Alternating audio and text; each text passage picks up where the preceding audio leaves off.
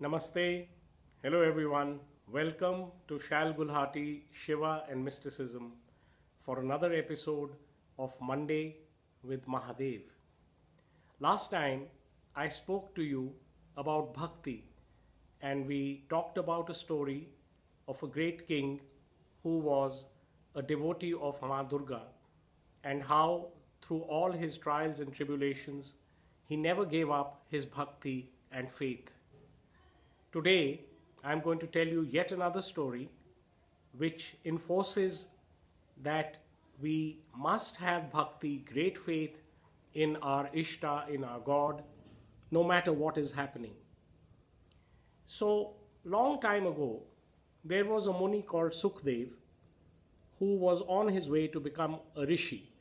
He was already a seer, he already knew a lot about God, but he had to finalize his lessons to become a rishi, a greater seer. In Hinduism, there is a great vidya, a great knowledge which is called Brahma Jnana.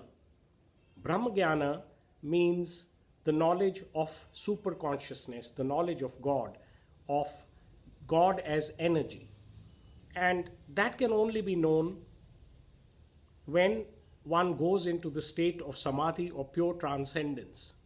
So, though one has to do it for oneself, a preceptor or a guide or a guru can help you by showing you some of the steps, teaching you the sacred text, and giving you the right hints and the right path towards the finalization of Brahma Vidya. So, Sukhdev wanted to learn Brahma Vidya fully. He knew it, let us say 80%, and he wanted a great preceptor to teach him the balance 20%. Now, in those days, Raja Janak, who was Sita's father, although he was a king, he was a great rishi himself. He was a Brahma rishi, one who knew about Brahman, about consciousness, about Mahadev. So Sukhdev went to King Janak's palace and asked him, implored him to teach him the balance of the Brahma Vidya. And the moment he sought his audience, Raja Janak, after hearing him out about what he knew already and what he wanted to know, how he wanted to complete this sacred knowledge and reach Samadhi for himself and have Brahma Vidya fully for himself, Raja Janak was so excited, he told Sukhdev, let us begin right now. You can put your bag and your kamandal and your walking staff in one of the rooms in the palace, and let's go down to the garden and sit down there under a peepal tree or a banyan tree and talk about Brahma Vidya. So Sukhdev was surprised that the moment he has come and requested for the lesson of Brahma Vidya, Raja Janak does not want to waste any time at all and he's ready to teach him right away. So Sukhdev hurriedly took off his bag, a little bag that he was carrying with some belongings, maybe a few extra clothes or things like that, and his kamandal, his water carrier, and his walking staff, and he left it there and joined Raja Janak under the tree. And Raja Janak began a very divine discourse about what really is the state of super transcendence. And this was a serious lesson, and Raja Janak was totally involved in it because the moment he would talk about samadhi and super consciousness, he would go into that state himself. And this actually is the prerequisite of a good guide. One who has to teach you something must himself be steeped in that. So Raja Janak was really enjoying the lesson of Brahma Vidya that he was giving to Sukhdev. And suddenly, in the middle of this, one of the guards came rushing to Janak and said, "My lord, there has been a mishap and the palace is on fire." And both Sukhdev and Janak looked that side to the palace and they saw that maybe half the palace was burning and some of the rooms were burning in high flames. So Sukhdev looked carefully and realized that the room which he had been allotted was also on fire. And he got very panicky and got up. So Janak asked him, "Kahan ja rahe ho? Where are you going?" And Sukhdev said, "Your Majesty, just 5 minutes, my belongings, my clothes, my kamandal and my walking staff is in the room which you allotted me, and that room is on fire. And I need to go and salvage my belongings." And then Janak told him, with a lot of seriousness, he said, "What kind of a seeker are you? Your one little bag with a few clothes, your kamandal and your walking staff is on fire. And you want to desert this lesson, you want to postpone this lesson, you want to halt this lesson and go and get your worldly belongings back, whereas my full palace is on fire. And I am the one teaching, but I am teaching the Brahm Vidya, and therefore I am enjoying God consciousness so much that I am not in a hurry to go and extinguish the fire in my palace.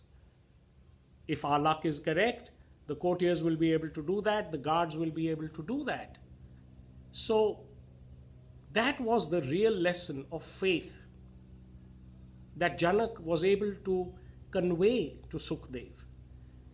Now, in our last story, there was a king who did Bhakti for Ma Durga, and he was tested on that. But this story is about Gyan. Hinduism has many ways of reaching the same summit of God.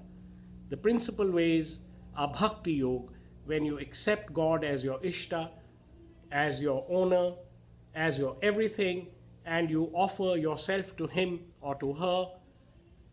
And then there is the method of Gyan, where you contemplate on what is transcendence, what is Samadhi, and you read texts about that, and then you sit down in meditation, which is Raj Yoga, and then you reach your transcendence.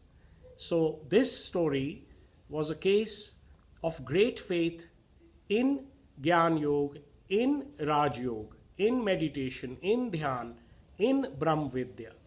So while Raja Janak was not teaching about a personal God like Shiva or Durga or Krishna or Ram, he was teaching about the impersonal God, which is Brahman, the great consciousness, supreme consciousness. Yet he had a great faith in that. So much so that when all his material belongings were ablaze, he did not get up, he did not interrupt his own lesson. So here in this story, we see yet another message, not just that of faith in bhakti, but faith in Gyan, faith in meditation. And we also get the message that it is not only the one who is learning who must have faith, but the one who's teaching must have faith as well, because this subject is so beautiful. This subject of God consciousness is so beautiful that even the one who is teaching it or showing some hints about it should be fully consumed by it. His faith should become stronger each time he teaches. So he must teach with conviction, with his soul. And therefore, this lesson that Raja Janak gave to Sukhdev was probably more important than the lesson of knowing the Brahma Vidya itself. It is more important that our prerequisites are correct, our pitch is correct. Like when we go to play a cricket match, we have to make the right pitch first. Then there can be a very nice Sunday game.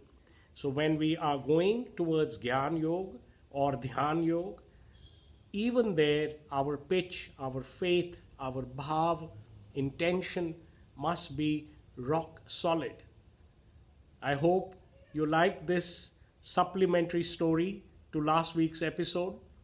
Join me again here next Monday, and I will be back with yet another Shiva wisdom for you. Om Namah Shivaya.